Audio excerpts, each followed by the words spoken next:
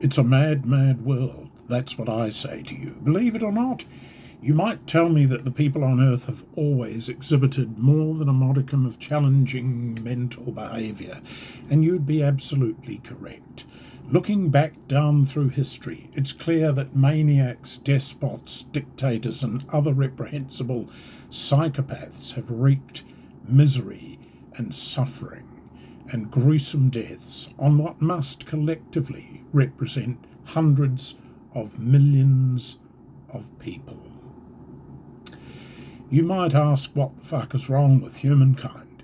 How and why did the masses, the general populaces, through the ages allow individual human beings to wield so much power and authority over their lives? Almost certainly in the knowledge that these characters were not going to enhance the attractiveness of their lives. Yes, undoubtedly there are armies involved, and leaders have control of their armies much of the time.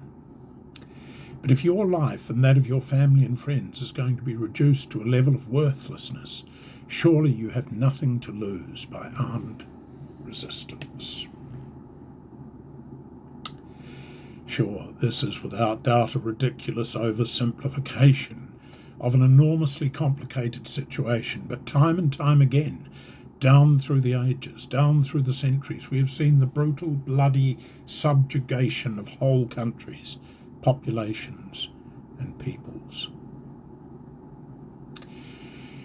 Is there an inherent danger in allowing one person to assume ultimate power in a country? Should we be worried if a single leader of a non-democracy holds power for longer than 4 or 5 years? I believe so. Even in the past 50 years or so, there have been multiple examples of dictators, let's call them, running amok, slaughtering their own people under the guise of so-called leadership. It's still happening today. Nations have been ruined, millions killed, billions of dollars squirreled away by these reprehensible leaders. Look at the present-day thugs like Putin and the Hamas leadership. Putin is worth many billions, and he has held power for too long. A deranged megalomaniac squandering his country's wealth in the war against Ukraine, whilst his personal fortune soars to almost unbelievable heights. Could he be one of the world's wealthiest men? Quite possibly. The world pretty much sits and watches, to be honest. Then you have the Hamas terrorist leaders, who it is believed have benefited to the tune of billions at the expense of the Palestinian people. Reputed to be living in Qatar, these scumbags are living a lifestyle beyond the dreams of most people living on the earth today.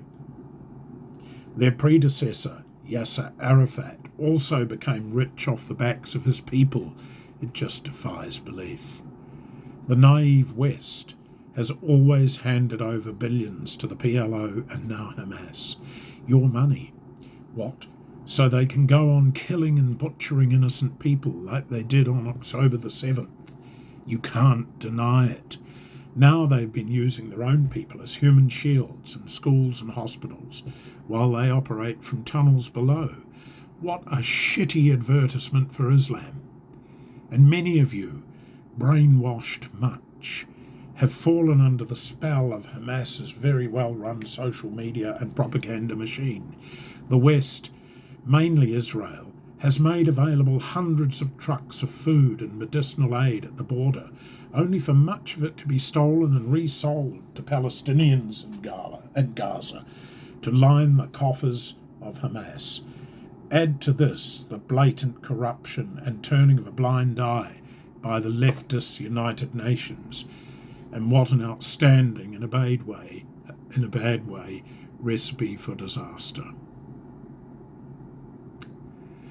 Finally, each of you should look back over the last 150 years and see how many dictatorships and brutal regimes overseen by single individuals have seen a beneficial outcome for the people of the countries involved.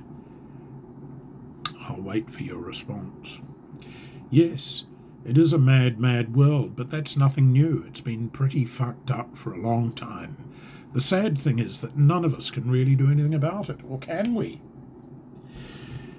The only way a country can move towards some semblance of fairness for its people is to allow the populace to choose their leaders, and for those leaders to return to the ballot box to ask for another term, based on their performance and how the population judges them, every 3 or 4 or 5 years or whatever is decided. Something to think about. Let me know your thoughts.